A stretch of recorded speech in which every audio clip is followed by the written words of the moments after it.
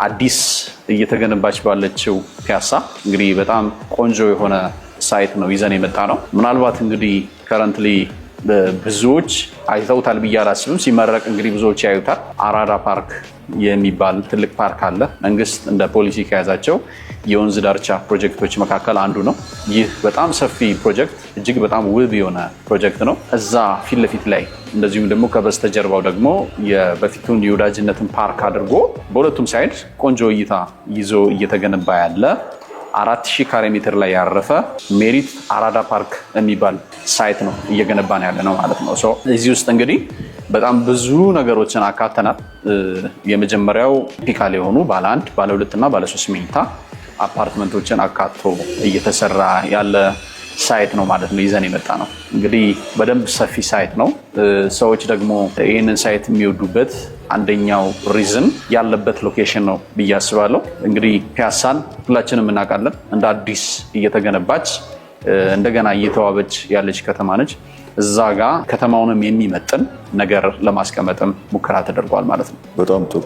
አሁን እንደጠቀስክልኝ ከሆነ ያው ፒያሳ ወሳኝ ቦታ ላይ ነው ሳይታችሁ የሚገኘው እና ኮንስትራክሽኑን ማን ነው አብሯችሁ እየሰራ ያለው? በጣም ጥሩ። እንግዲህ ኮንስትራክሽን እንግዲህ ኢትዮጵያ ውስጥ በጣም ውስብስብ ሂደት ነው።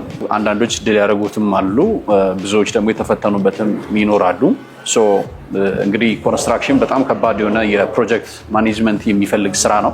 ይህንን በመገንዘብ ሜሪት ፕሮፐርቲስ አስፈላጊውን ሁሉ ዝግጅት በማድረግ ከቻይናው ጂያንግሱ ኮንስትራክሽን ጋር በመስማማት ይህንን ሰፊ የኮንስትራክሽን ሂደት ወደ መሬት ለማውረድ በትብብር እየሰራ ይገኛል። በጣም ጥሩ። የቤቶቹ የካሬ አማራጮች እና ስለ ዋጋው ነገር እስቲ ዲስከስ እናድርግ። ደግሞ ፈርስት ፌዝ ሴልስ ላይ ነው የምንገኘው። በጣም ለጥቂት ቤቶች ብቻ ያወጣነው ፕራይስ አለ። ምናልባትም ከማርኬቱ ዋጋ እጅግ ዝቅ አድርገን እየሸጠን ነው የምንገኘው። ምክንያቱም የመጀመሪያው ፕሮሞሽናል ፕራይስ ነው ማለት ነው።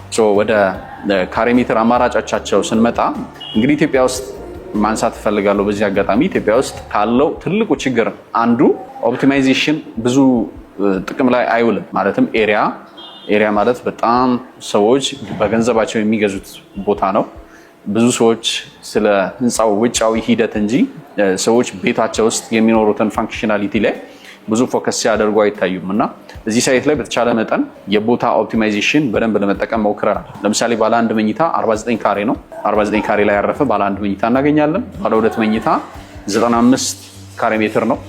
እንደዚሁም ደግሞ ባለ 3 መኝታ 130 ካሬ ሜትር ላይ ያረፉ ቤቶችን ነው። ምናልባት የቤት ፈላጊዎች አዲስ አበባ ውስጥ ብቻ ላይሆኑ ይችላሉ። ውጭም የሚኖሩ ኢትዮጵያውያንና ትውልደ ኢትዮጵያውያንም ስለሚኖሩ ምናልባት እየተመለከቱ ሊሆን ይችላል እና እነሱስ እንዴት ነው ከሜሪት ፕሮፐርቲስ ቤት መግዛት የሚችሉበት አካሄድ አለ ወይ? አዎ፣ ይሄ እንግዲህ በጣም ቤዚክ ጥያቄ ነው። ብዙዎችም ሲቸገሩ ያየንበት ነገር ነው ከዚህ በፊት እና ሶሉሽኖች አሉ።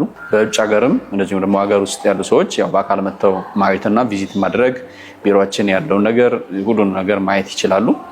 በውጭ ያሉ ወገኖቻችን ግን ወኪሎቻቸውን በመላክ ሳይቱን ማየት ይችላሉ። እንደዚሁም ደግሞ በሽያጭ ወኪሎቻችን አማካኝነት ያለውን ነገር በቪዲዮም ገለጻ ሊደረግላቸው ይችላል።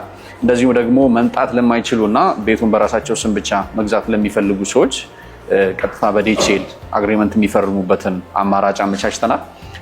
በዛ አይነት መንገድ ዲል ማድረግ ይቻላል። በጣም ቀላል ሆኗል ማለት ነው ሁሉም ነገር።